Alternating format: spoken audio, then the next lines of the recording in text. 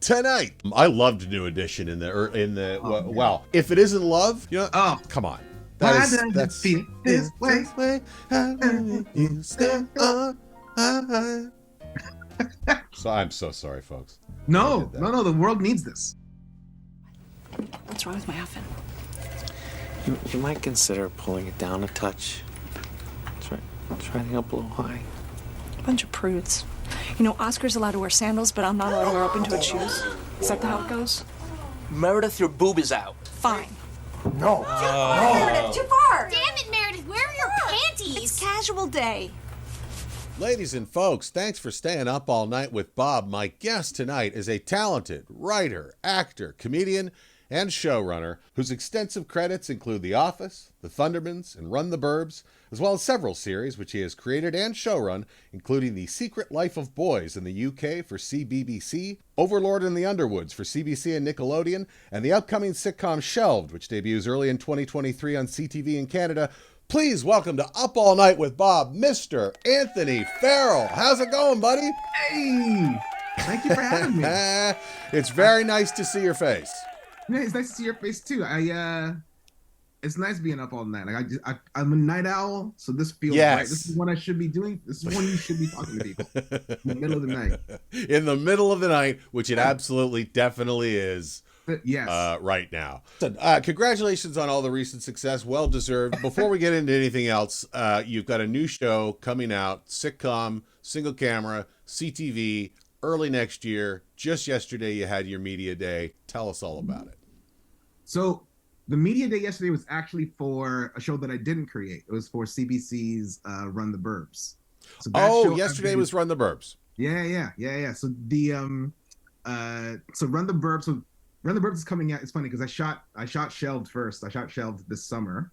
Right. And that's coming out. I think we don't have a date yet, but I think you can look forward to it early spring 2023. Okay. I think that's what I can say. And then Run the Burbs is actually going to be airing January 4th, I think, is our second season premiere. And so they just announced it with all the winter stuff for CBC yesterday. It's an interesting thing coming in on the second season of a show.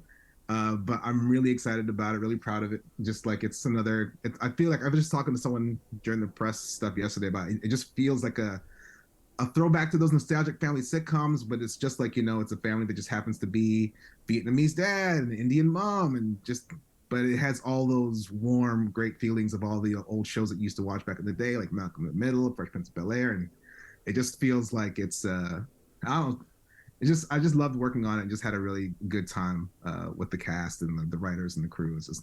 I can't say enough nice things about it. And the cool thing too about it is, like, with a show like that where the representation is so specific, we get into episodes that you just can't do on other shows, right? Like we have an episode called about Raksha Bandhan, which is this Hindu ritual between brothers and sisters that we do a whole episode about. We've got like the Lunar New Year episode that where I think they Run the Burbs wants to do like a Lunar New Year episode every season, right? So stuff like that this show can do that other shows can't. So it was nice to celebrate it a little bit during the press yesterday. I'm looking forward to the world joining us. Well, it's a very charming show, and I'm looking forward to seeing the second season. I think there's finally some recognition that of what showrunning actually is, right? In the UK, it's like they refer to people as like the lead writer, and that's because a lot of times the lead writer is not allowed on set. Like, they're like the lead writer. They're just kind of like they're there. They head up all the scripts, and then they just kind of pass them all on to like a creative producer or director. And then isn't that interesting? I didn't know that. You get to watch it later. Like, I think if you're Julian Fellowes, you're going to be on set. Like, you're going to be there and you're going to make sure stuff is done. But I remember when I did my BBC series. Yeah, I want to talk to you about this. Secret Life of Boys. Like, the first time was like, they were like, oh, you're coming to set? And I was like, yeah, I need to be there to make sure stuff gets done. And they were like, oh, this is kind of odd. And then when I got there, and then I was like answering questions and talking to people and making things easier, they're like, you can never leave. Yeah. Like, if I'm your favourite, you'll help me first. Hate to break it to you, Ethan, but I'm his favourite by a mile. No, you're not. Yes, I am. I'm not. I'm too.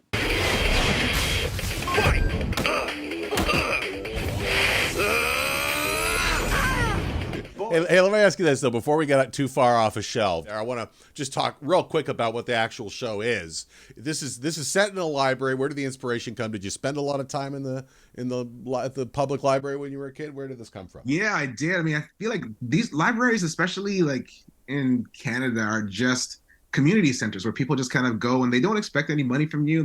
You can come, you can bring a copy, you can be there all day. You can read all the newspapers from all around the world. You can read a full book and then no one expects you to like give them anything. They're just like, they're like, no, come. Yeah, come right. Yeah, that's true, isn't it? So it just feels like a little bit of a magical place. And I've been to a bunch of libraries, and then it was one of those things where I was developing the show. We were looking for an office comedy, obviously, because I have that experience of writing on The Office. Like the people are like always looking at, you have another office comedy, you have another office comedy. So this just felt like something I was really into because of the aspect of how important it was to community building, and then also the characters that come through the door. Like you think about shows like Cheers and just like having stories walk in the door. So it just naturally kind of like we just naturally started talking about library stuff with Shane Corkery, who's over at Counterfeit, and he's obviously like he's a super library nut. So we had conversations about all kinds of things. And by the way, if you were, I don't know if I'll have one, but if I were to put up a picture of Shane Corkery right now, I don't think you would look at it and go, that guy likes libraries? Yes. No, Shane looks like a guy. By the way, one of my favorite people. Everybody over there. We'll shout out to Counterfeit, Shane Corkery, Anton Leo, and now recently added Zoe Rabnett, who I had dinner with here just about a couple of weeks ago at over at Casa Vega there. And anyway. So yes, I interrupted, but Counterfeit, great company. Great producers. So we were talking about just a good office, and we were talking about libraries. And when I had moved back to Canada, one of the things I spent a lot of time in Parkdale because I had a lot of friends who were there, and just kind of like that's that little pocket of Toronto. Toronto's a very diverse city, and that pocket feels like an uber diverse part of Toronto. And I just felt like that's a great place to set a show. And having been to that Parkdale library, I went and I spent a day with the branch manager there, and they trained me like a day transfer.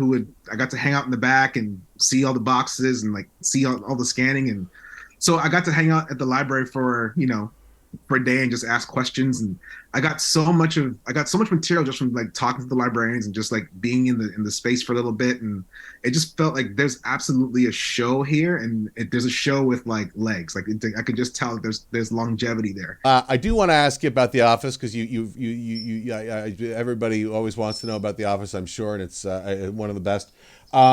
Just before we go on to that, real quick though, Overlord in the Underwoods, which you just finished doing a season of last year, and I've seen some. I haven't seen a ton of, but I've seen some clips, and I just thought it was hilarious. And would you have fun doing that?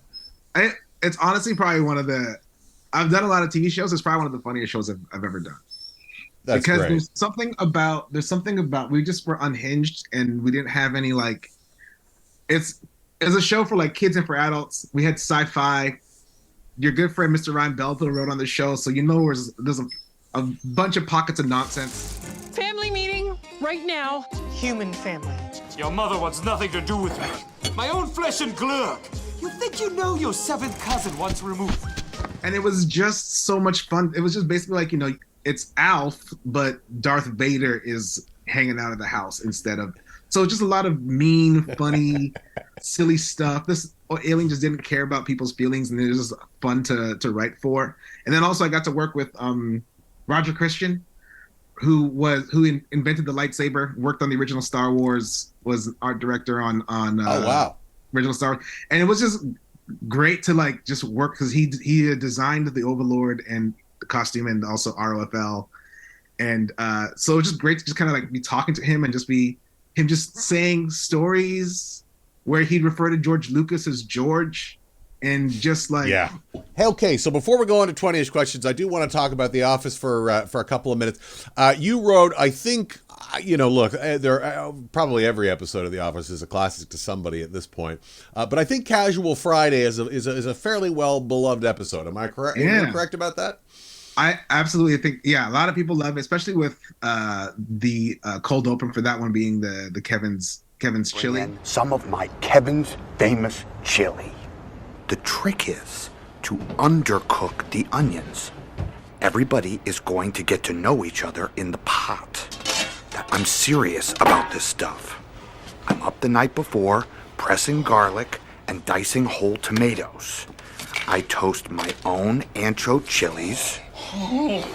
Coming back to, and then also the Meredith stuff with her bending over and not wearing any panties, and just like there are a lot of moments in that episode that people have questions about. But what was that like? Was that intimidating? I mean, you had to have been a fan going in. This was like season 5. Yeah, actually, I started season 4, and it was interesting. I got there, I was already a fan. It was right at the end of season 3 when they were deciding who was going to get the job at corporate. And I got the job right before that last episode of season 3 aired. So I got to watch the finale of season 3 while I was like at the offices for The Office. Yes. I had to see it like a couple hours before everyone else, so I could pitch for season 4. And it was intimidating a little bit. I mean, but what was nice was that the writers were, very cool. Greg Dane was very happy to like let me pitch, and I know that's not always the case with a lot of showrunners in Hollywood, where they're just, whether you're a staff writer, you're the lowest writer on the rung, and you're kind of asked to kind of like just kind of sit back and see how things work. And Greg was very much like, no, if you've got an idea, just pitch it. Just like you're one of the writers, so go for it. And I took that and I ran with it because I'm not good at being idle and just kind of hanging out. I usually have an opinion about things, so it was really, really exciting and great just to watch and learn and work with, like, especially season 4 with, like, I think Mike and Greg were working on Parks and Rec around the same time, and they're trying to develop that. So that stuff was happening at the same time while I was there, and then it led right into the strike. So that was goodness. That was a little bit wild. Like, I finally get a job writing on a TV show. I'm a writer. It's really happening. I'm getting WGA wages. This is fantastic. Yeah. I left a job at Countrywide Home Loans where I was not making WGA. No. I started making in a week what I was making in a month. Yes. So I was just like, this is a good thing. Yeah. And then we went on strike for 100 days. Yeah. And I questioned everything. But the nice thing about the strike too was that now I'm walking with like Greg Daniels and Mike Schur and Jen Salata, and they knew everybody. So I was just kind of like hanging on beside conversations that were happening with like really big wigs in TV world. So it was really an interesting time to kind of like network and meet people, but also be like, are we getting back to work? Because right, I got a baby to feed. So was that the first season after Steve Carell had left? No, he was still there. He left there. He left after season 7. I think he did his full 7 years. He did 7 years. Okay, so I interviewed once, and it was obviously it was quite a bit after that then, because it was in between. It was right prior to Steve Carell's leaving, and they were still trying to decide who would actually take over the office after Carell. So that was one of the first questions they asked me. Who do you think it should be? Well, okay. Could there possibly be a right answer to that question? That's just not a fair question to ask someone trying to get a job on your show. Well, no.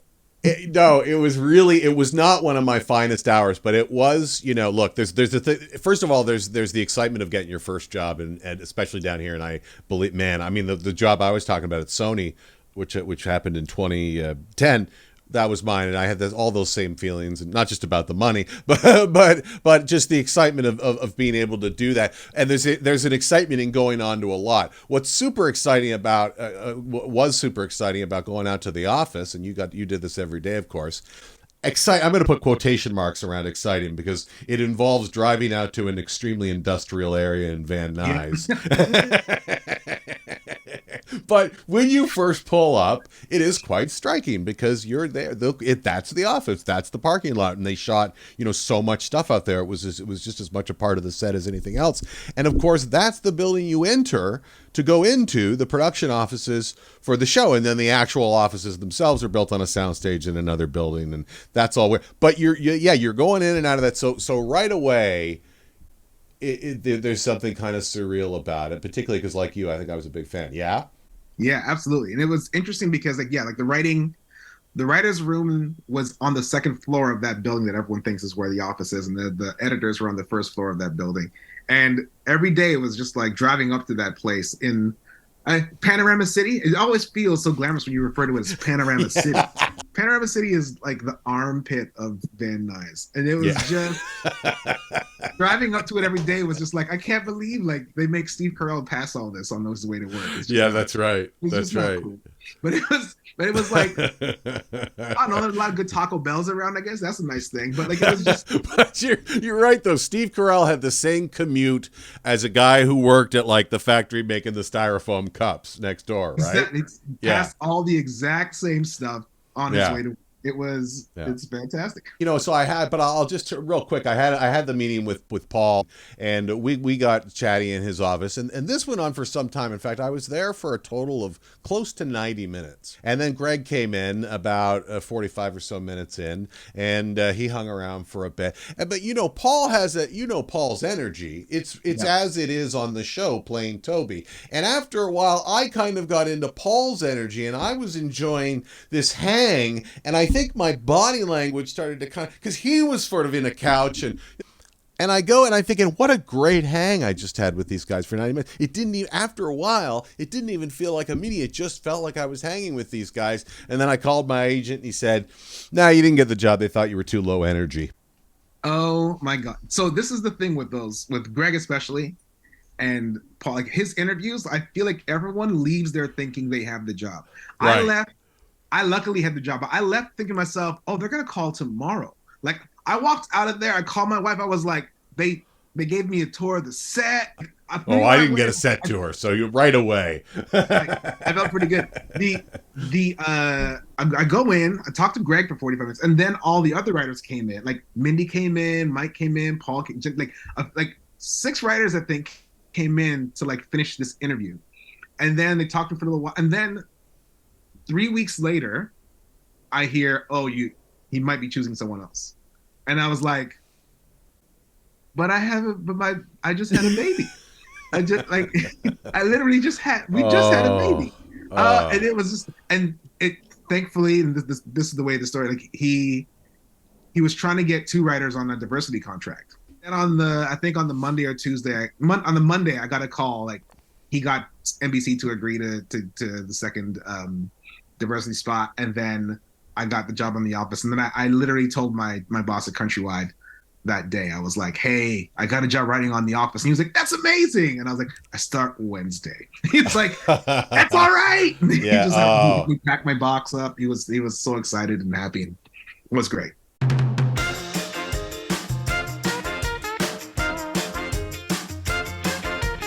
Number 1, you created Overlord in the Underwoods, an Alien Amongst Us series with a lineage going back to Third Rock from the Sun, Alf, and My Mother the Martian. What was the name of Alf's home planet? Melmac. Boom. I mean, that was a kind of a gimme, wasn't it? Listen, I saw I also watched the cartoon. So so you were a hardcore Alf fan. That's how deep I was on the Alf. Number 2, you spent a couple of years there in the UK. We all know that Brits call chips crisps. What do they call a baby diaper? Nappy. I mean, again, kind of a gimme for a guy with 2 young kids. Or but also a guy who had a kids show, and people were always talking about, like, dirty nappies, because that's what's funny to kids. All right, yeah, good point. Double or Nothing. What do they call a woolen pullover sweater? Oh, we call that a jumper. You're absolutely correct, which I think is stupid, by the way, because to me that conjures jumpsuit. Yes. No, they get a lot of things wrong. They're not good at English. It's true. What was the first record you ever bought? I think the first thing I bought was a cassette tape, and I do believe it was Another Bad Creation. Remember that? I don't remember that song. Aisha, you are the girl I never had. And this was it was like Michael Bivins produced. Kids. Wow, like a new edition kind of band? They're like, it was like 5 young kids, probably all under 13, who had like a rap singing group. and they were managed by one of the guys from New Edition, Michael Bivins, the guy from Belleville. Oh, right. Yes, that's right. I recall that. I loved New Edition if it isn't love, yeah, come on. That's feel this way. So I'm so sorry, folks. No, the world needs this.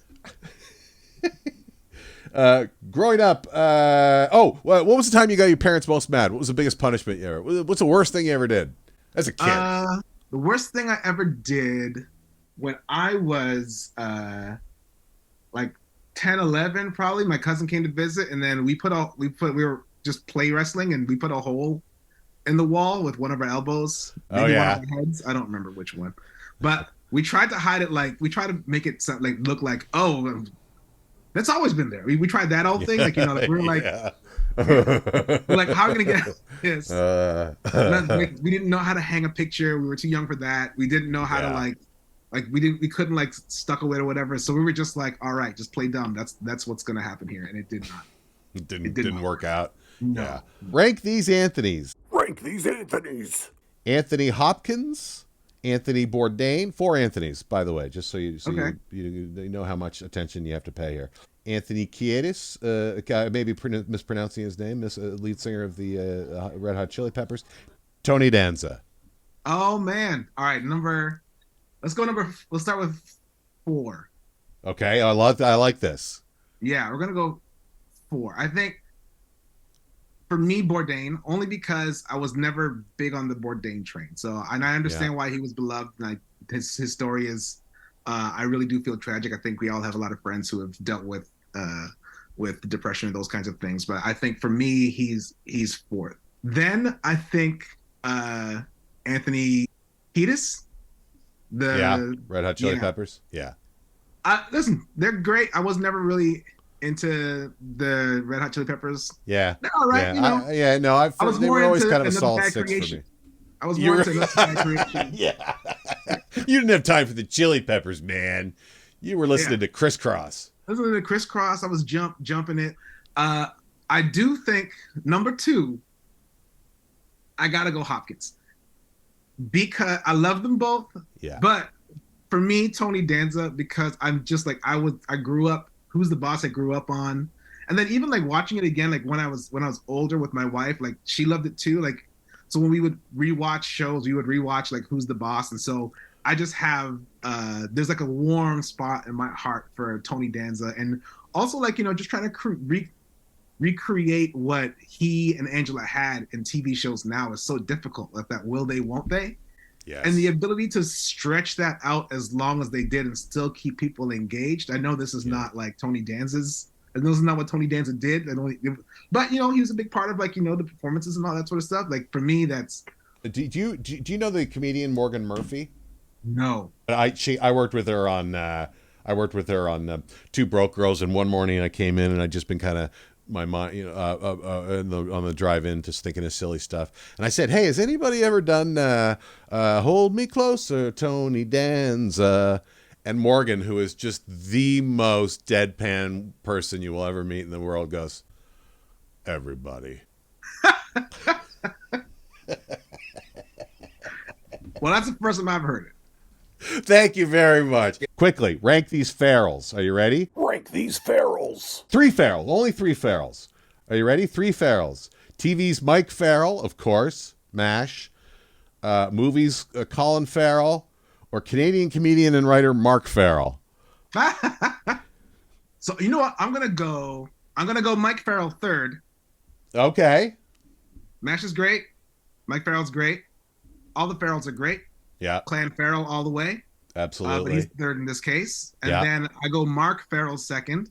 Yeah. And then I go Colin Farrell. Just because of his dick size. Just what I've heard about his penis is legendary. I did not know that. I have heard, and people keep talking about the BDE? And I've heard that Pete Davidson has the BDE. Oh, good for him. I mean, it's the only explanation for all the stories about people. Right. Swiss chalet sauce, yay or nay? Oh, yay. Thank you On very everything. Oh, God bless you on this day, Anthony Farrell. I love it. I love it. I love it. I love it. I found a package of oh, no, go ahead. No, I was gonna say we used to buy the packages when I lived in LA. We would buy the packages when we moved to whenever we would come back to Canada, or have friends send packets down to us. We would make the sauce and the gravy sometimes, but usually the sauce in a pot, just like we're cooking up like crack. We were just did that. I just a pot, just like oh shit, dude. I just did this like 3 nights ago. I realized I had a couple in the cupboard that I hadn't used. I was craving rotisserie chicken. We ordered a rotisserie chicken from a decent one here in the valley, and it wasn't quite as good, but it was decent. And but good. I made the sauce, and I'll tell you, because if in my experience, it's just you have to tweak it a little bit. This is me talking. I added certainly a little salt because I was actually dealing with a low sodium version, but I added a little extra garlic powder, actually a dash of Worcestershire because it just for the color. Yeah. And I also added a little pinch, and possibly too much at first, but then I had to add a little more water, a little flour, because I found that it was hard to get exactly the consistency. Yeah, that's good. So I didn't have time to perfect my Swiss chalet sauce making because when we moved back to Canada, I was just like, well, now I don't have to buy the packets anymore. I can just exactly. I can just walk 30 feet to the nearest Swiss chalet and just get my fix. Have you ever seen the 1992 movie Freejack, starring Emilio Estevez and Mick Jagger? No. Yeah, me neither. Who sang the chorus in the 1985 Rockwell hit "Somebody's Watching Me"? Oh, every black person knows it was Michael Jackson. Well, there you go, because I didn't find out until about 5 years ago. Yeah, you gotta know. It's like one of the things they give you when you're born. It's like a black card, and then there's a little black card, and there's some trivia that people are gonna check in. Right off the tap. Who shot? Oh, here's one thing every white person got. This is the card you get when you're white at birth. Who shot JR? Oh no! Yeah, they didn't tell me this.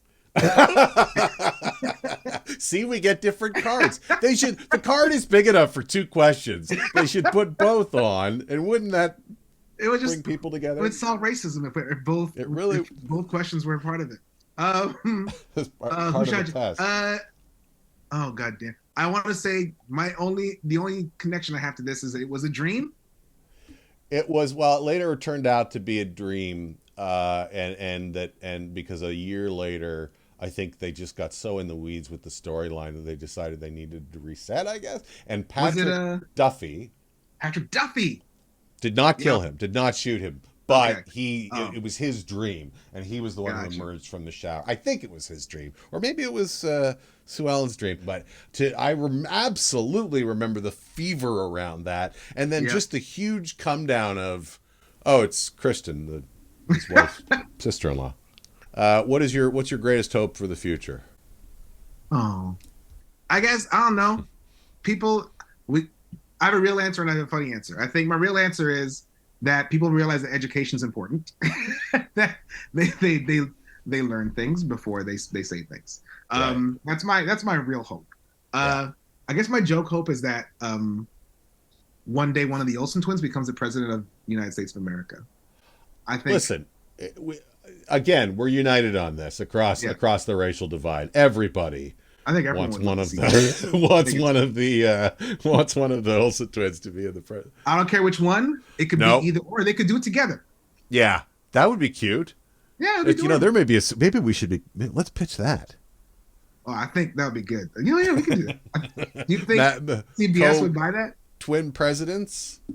Anthony Farrell, I can't thank you enough for coming and spending some time with us today here just ahead of the holidays. It is so delightful to see you. It's so great to see you too. Thank you so much for having me. This has been fun. I like chat. It's just nice talking to you, and then also nice for being recorded so that the world can see us talking to each other. Yeah, exactly. God bless you, sir. Nice to see you. We'll see you hopefully in person in Toronto soon. Yeah. Yeah. All right. Or I'll come to LA and hang out in your pool again. Please do. All right. Hey now, thanks for watching. If you like the show, please do subscribe, like, comment, all those things. But also tell your friends. It's I don't know. What do you want me to say? It's a YouTube show. I'm trying to get viewers. Come on. Do I have to be clever about this? Hey, we got a holiday special coming up. You're going to love it. See you soon. Bye.